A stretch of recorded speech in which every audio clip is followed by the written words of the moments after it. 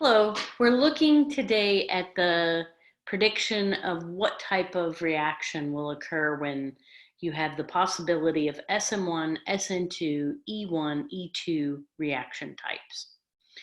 These reactions are often in competition with each other, but we try to set up the conditions to favor one or of the four reaction types. So we have a flow chart that we can use that works well for predicting the major reaction under most conditions. So I'm going to walk you through several examples using the flow chart so that you get comfortable with how to use the flow chart and start to predict the reaction type.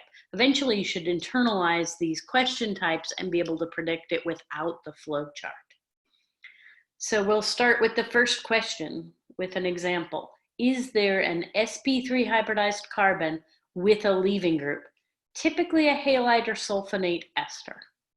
So if we go over here, these are sp2, here's my sp3 carbons. The only one that looks like it could have a leaving group on it is this one, but it's an alcohol. And alcohols are notoriously bad leaving groups. So at this point, I'm going to say there's no real reaction here. So there's probably an acid-base reaction, but in terms of substitution elimination, there's not going to be a product here. So we go to the next step on this example. So I have, in this case, a tosylate, which is a sulfonate ester. So I have a good leaving group here. So my answer here is yes. So I have anything is possible. Do I have a beta hydrogen? That's a hydrogen on the carbon next to the carbon bearing the leaving group. So this carbon doesn't have a leaving group or hydrogen, but this one has one. And over here, this one has two and this one has one. So this one has three possible beta hydrogens. This one has one. So yes, I've got some beta hydrogens. I could still do Sn1, Sn2, E1, or E2. Now, question 3, is the beta hydrogen coplanar with the leaving group? And in this answer, in this one, beta, there are two positions that, and the beta position that are anti-coplanar. And that means they have to be anti, and in a chair, that means they both have to be axial. So this one, there is no beta hydrogen that's coplanar with the leaving group. So we would have to go to step 5 and look at the substrate. It's secondary. I would say we'd probably go to step 4. Yep, step 5. And it's secondary, so we could do Sn1, Sn2, or E1. I cannot do E2 because I don't have that beta hydrogen coplanar. So now we look, it's a hydroxide 6 molar, so it's in a protic solvent, so it's probably Sn1 or E1. If it's heated, I'll get E1. If it's not, I'll get Sn1. There's a possibility that you could get some Sn2 in here. So this is really going to yield a mixture. This is not going to be a great reaction.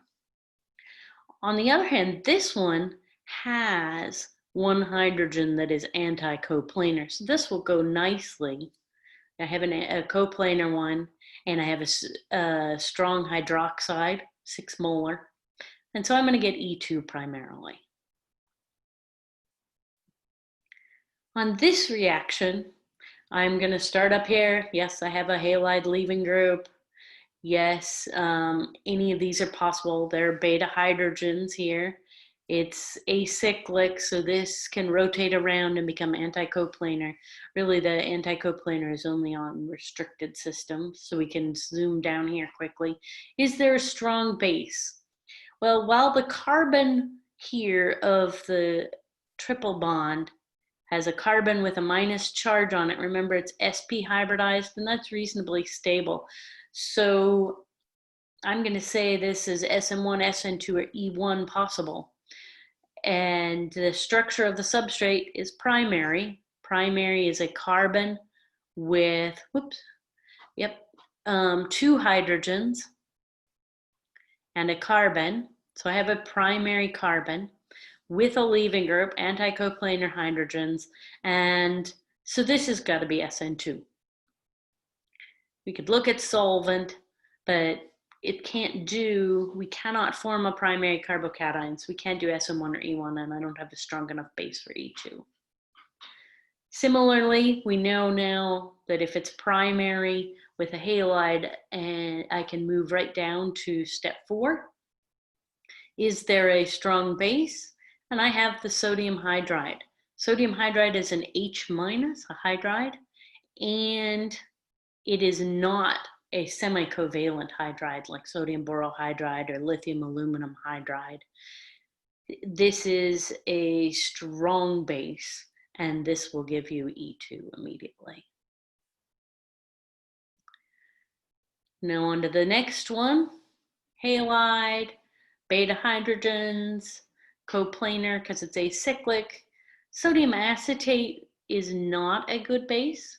This, while it's an O-, it's resonance stabilized, so neither. Now I'm at the Sn1, Sn2, E1 possible, but I have a secondary carbon. So this is a carbon bonded to 2 other carbons and a hydrogen. So I have a secondary substrate. My solvent is aprotic, so this is Sn2. On this one, I'm following the exact same thing, secondary substrate, Sn1, Sn2, or E1, with a ammonium chloride. This is, remember, NH4 plus Cl minus, so I'm looking at a halide, not a strong base. Secondary carbon, I'm in a protic solvent, so I could do Sn1 or E1, and I'm not heating it, so this is probably going to be primarily Sn1.